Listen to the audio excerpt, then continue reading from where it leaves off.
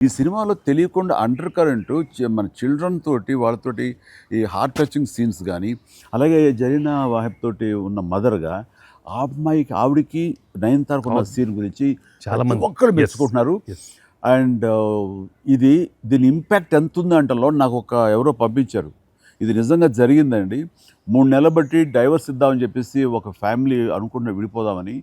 ఈ సినిమా చూసిన తర్వాత విడివిడిగా వాళ్ళు తిరిగి మళ్ళీ ఫోన్ చేసుకొని మళ్ళీ కలిసిపోయి ఇలాంటివి అక్కర్లేదు అన్నారు. దానికి ప్రధానమైన కారణం ఏంటంటే మదర్ సెంటిమెంట్. మదర్ అంటుంది కదా! అవునండి. భార్యాభర్తలు ఏదైనా వాళ్ళకి డిస్ప్యూట్స్ ఉంటే వాళ్ళిద్దరి మధ్య వాళ్ళు తేల్చుకోవాలమ్మా. అంతేగాని మూడో వ్యక్తి యొక్క ప్రమేయం అనేది కరెక్ట్ ఉండకూడదు అట్లాగా.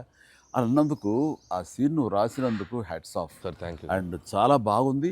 ముఖ్యంగా ఆ సీను నువ్వు తీసిన విధానం గానీ, మదర్ తోటి క్యాజువల్‌గా ఆ ఇంట్లో ఆవిడ ఒక బిజినెస్ చేస్తూ షూట్ కాఫీ చేసింది గానీ, కాఫీ పెడుతూ ఎక్స్ట్రార్డినరీగా తీసావు. ఎక్స్ట్రాగా ప్రెజెంట్ చేసావు. అది నువ్వేదైతే అనుకున్న సీన్ తీసావో అది అంతగా పెనిట్రేట్ అయిపోయింది.